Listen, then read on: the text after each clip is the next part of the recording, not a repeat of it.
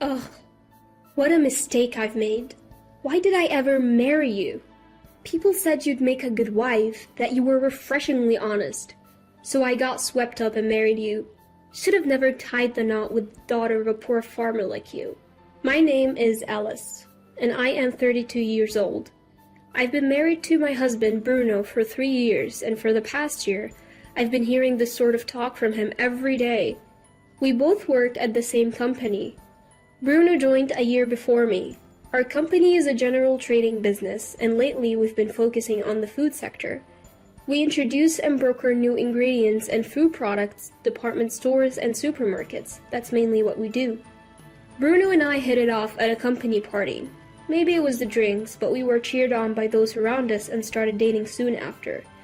He was kind, sociable, and always had me laughing. I thought a life married to him would be filled with joy, so we got married after a year of dating. Bruno's parents had already passed away, but my parents are still living and run a small farm in the countryside. I was a child born to my mom at 39 and my dad at 41, after they'd been married for 10 years. So when I got married, my mom was already 68 and my dad was 70. Both were thrilled about my marriage. Bruno was initially very helpful around the house, and we often went out for meals together, enjoying each other's company. However, about a year ago, Bruno's behavior started to change dramatically. He began complaining about everything I did, and our outings together stopped. Although I had doubts about staying with him, I thought of the kind Bruno I'd known when we got married and hoped he'd revert back to that. Plus, I didn't want to worry my parents, who are already over 70, so I held off on divorce. If only your parents had more money, then maybe I could have benefited from this marriage too. They're useless. They'd be better off as fertilizer in a field. Hey, that's way over the line. We're talking about my parents here. I say it because they're your parents. This marriage was totally pointless. I can endure any insults about me, but I can't stand him talking about my parents that way. Though they're considered elderly, they still work hard at farming, sending us delicious vegetables and produce all the time. For me, they are more than just invaluable. They're my lifelines. Compared to my friends' parents, mine are significantly older. That always concerned me. However, I'm truly grateful to my parents who always had me in their thoughts and took great care of me. I've always loved my parents deeply. I've been biting my tongue to keep from upsetting them, the very parents who were thrilled about my marriage. Even after that, Bruno kept bad-mouthing my parents almost every day. I was just about to hit my breaking point when Bruno brought up divorce.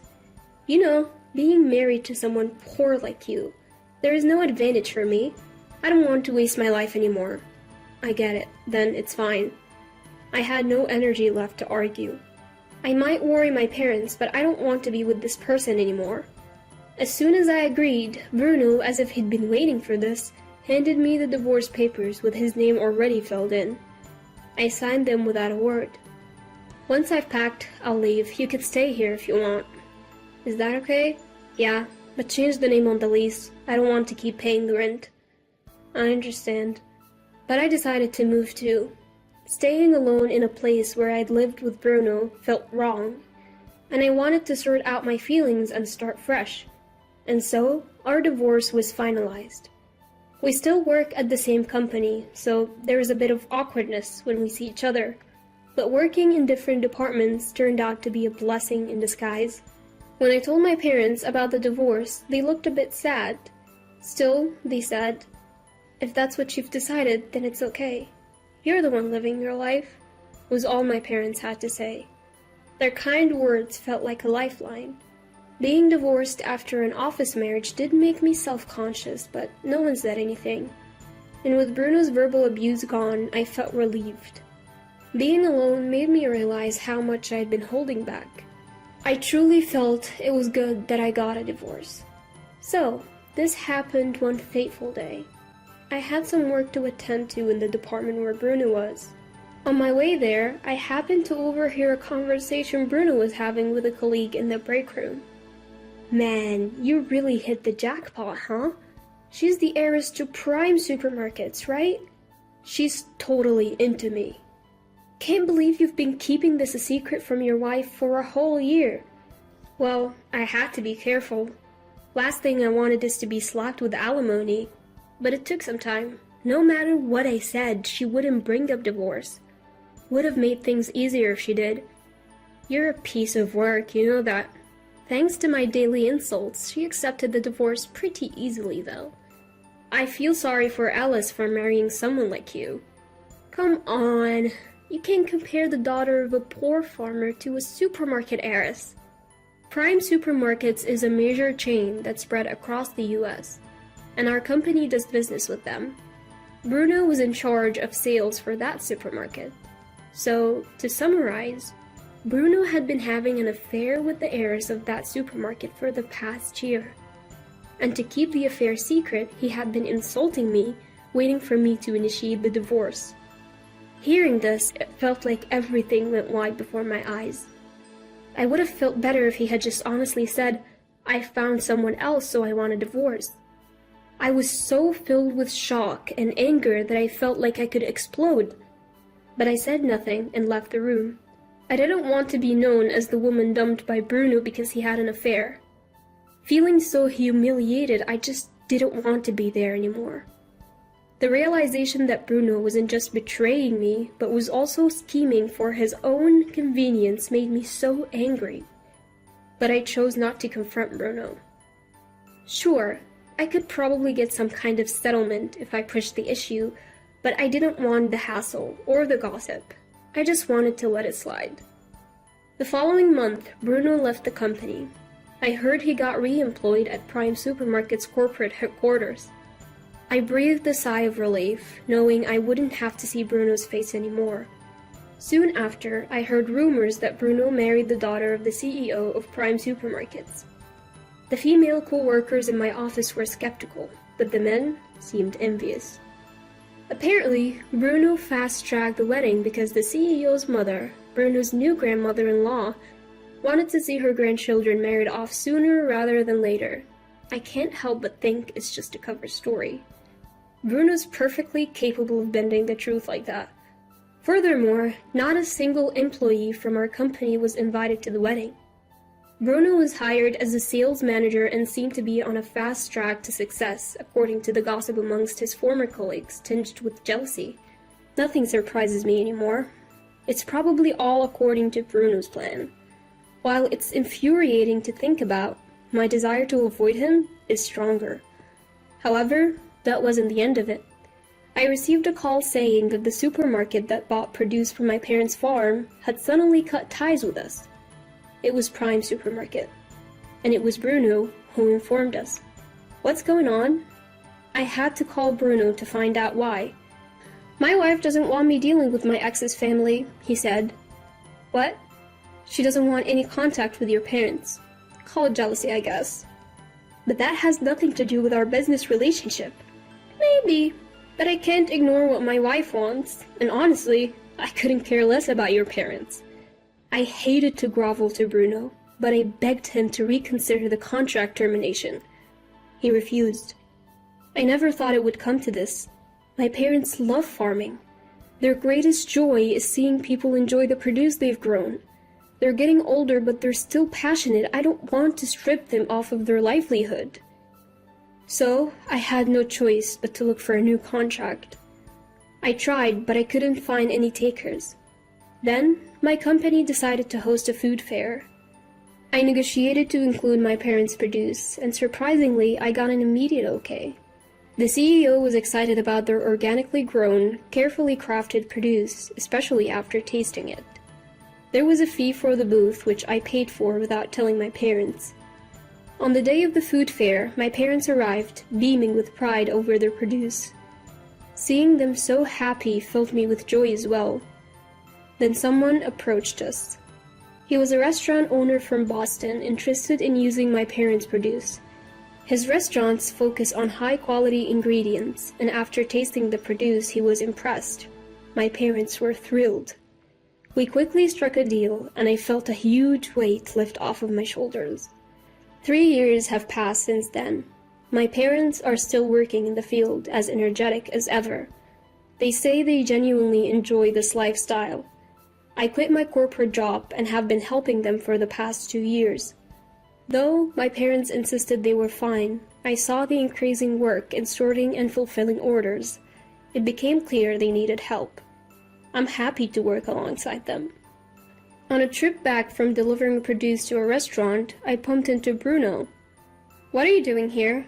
I heard you quit your job after I broke up with you." "I didn't quit because of you. I'm helping out my family's farm. We supply this restaurant with our vegetables." "Ah, helping out the poor farmers, huh? Suits you, I guess. You'd be leftover stock at the company just like your vegetables." "How rude you still are." "That's just the truth. Look at the gap widening between us. I am now the sales director at Prime Supermarket, a true elite. While you'll just weather away. I'm actually getting remarried." "What? Who's the unlucky guy? Another broke person?" Ignoring Bruno's continuing insults, I get in my car and leave. I'm marrying Louis, the chef at the restaurant where we supply our produce. We grew close during my numerous delivery trips. He's been raving about our produce, even took the time to visit our farm, and has become quite friendly with my parents. He's always smiling and is as genuine as they come. Somewhere along the line, I found myself drawn to his unguarded smile. But after my last marriage, I thought I was done with the whole idea of tying the knot again. Yet, he's like the sun, gradually melting away my reservations. Meeting Bruno at this point seems like a bad omen, just as I'm about to take a new step in life. Louis knows the story behind my divorce with Bruno, and he was quite angry when he heard it. But at that night, after telling him about running into Bruno, he brushed it off, saying, "Next time, just show him how happy you are." I agree. Besides, Bruno doesn't matter to me anymore. Thinking otherwise would only please him, because that's the kind of person Bruno is. On the day of our wedding, I was in the dressing room when Bruno suddenly appeared. "What? Why is Bruno here?" "What are you doing here?" "I had a hunch. You said you were getting married, and I heard there was a wedding at this restaurant, so I came to check it out." "Why are you here? You're certainly not invited." "I wanted to see this poor wedding of yours." "What?" "I'm just curious to see who the pathetic woman that I dumped is marrying. Though, he'll definitely be less than me." "Your taste is truly terrible." I couldn't help but feel pathetic, wondering if I had really married such a lowlife. At the same time, looking at Bruno's smug face in front of me, I felt grateful we had broken up. "What's the matter? Cat got your tongue? Show me this new husband of yours already." Just as Bruno spoke with delight, Louis and his parents walked in. "Alice, are you ready?" "Huh?" Seeing Mortimer, Bruno went pale instantly. "Why are you— Ah, Mortimer! You know him?" The moment he heard that, Bruno started trembling, losing all composure. Mortimer, too, looked at Bruno as if just recognizing him. "Oh, you must be— Alice, do you know this gentleman?" Yes, actually." "Is this perhaps Alice's ex-husband?" Well, you see, Hugh. I've heard about the ex-husband from my son, but you're him?" Well, Mortimer, you know this guy." As a matter of fact, Mortimer is the CEO of a major department store. The Prime Supermarket where Bruno works is about to be acquired by Mortimer's department store. It appears the supermarket isn't doing well, and it's been decided it will become a subsidiary of Mortimer's department store. I might have known about this if I were still working, but I had quit 2 years ago, so I had no idea. But why is Bruno here at his ex-wife's wedding? Alice, did you invite him? No way! He crashed it, saying he wanted to see Poor's wedding. I see. Well, you see, there is a reason. I'd love to hear the reason. That is, can't believe this Bruno is you. Never knew you were such a low-class guy. Mortimer spoke in a calm tone, but the low pitch of his voice conveyed his anger. It was the first time I had ever heard Mortimer sound like that. I've known him as a mild-mannered person ever since Louis introduced us over a year ago. But now, facing off against Bruno, he emanated the authority of a CEO of a large corporation, making Bruno look insignificant. What kind of supermarket owner would want a son-in-law like this? And you're the head of sales? Isn't the decline in business your fault? I didn't... Leave now. This is no place for someone like you. Seeing Bruno shrink at Mortimer's words made me feel pity for him. Unable to find any comeback, Bruno left as if fleeing. This is what happens when you look down on others and feel joy about it. If Bruno hadn't intruded like this, maybe no one would have found out he was my Bruno. It's what you call reaping what you sow, I guess. Our wedding was enveloped in a serene atmosphere from beginning to end. It turned out to be a beautiful ceremony. My parents, watching all of this, were shedding tears. I felt like I had finally put their minds at ease. Later, Mortimer told me that the owner of Prime Supermarket claimed that he had no knowledge of his daughter dating Bruno before his divorce. But considering Bruno switched jobs to Prime Supermarket immediately after the divorce and was even offered a position, Mortimer doubted the owner was really in the dark. The owner of Prime Supermarket seems to dote on his daughter and pretty much agrees to anything she says. As a businessman, he's definitely lacking, Mortimer commented. Prime Supermarket became a subsidiary of Mortimer's department store. The executive team was replaced and the former owner was resigned. Bruno left the company as well. Then, out of the blue, Bruno contacted me, asking to be employed by Mortimer's department store, the parent company. I struggled to comprehend what could possibly make him think that that was an option. That's absolutely not going to happen. What on earth are you thinking? Don't say that. Give it a try. I might get divorced if things keep going this way. My wife says she doesn't need a husband who doesn't bring in money. That's not my concern. Don't you feel sorry for your ex-husband if he ends up on the streets? Not at all. What a person you are. Fine. Can you lend me some money? What? Just enough to get by for now. My wife is a big spender and it's tough. I couldn't believe what was happening. But when that phone call came, I was actually visiting my in-laws. Mortimer, who was sitting next to me, took the phone and yelled with a fury I'd never seen before. Don't ever contact my pressured daughter-in-law again. Thanks to his final shout, I never received another call from them. Now I help out at my family's home and also work part-time at Louie's restaurant whenever I have some free time. The restaurant owner is a friend of Mortimer's, and they make a lot of accommodations for me, making it an easy place to work. About 6 months after remarrying, a colleague from my old job came to dine at the restaurant, and we briefly talked about Bruno. It seems the former president of Prime Supermarket is drowning in debt and has skipped town. His daughter and Bruno are left dealing with those debts, working from morning to night. Apparently, they blame each other for their plight and fight constantly. Their new apartment is in an older building near my former colleague's home. Apparently, their arguing got so loud the other day that someone reported them to the police. My colleague saw them during that incident and said that they had lost so much weight they were almost unrecognizable, laughing as he told the story. But honestly, I don't care anymore. I don't look back on the past. Besides, our family will grow by one more member come next spring. Both my parents and my in-laws along with Louie are all thrilled. I plan to cherish this happiness.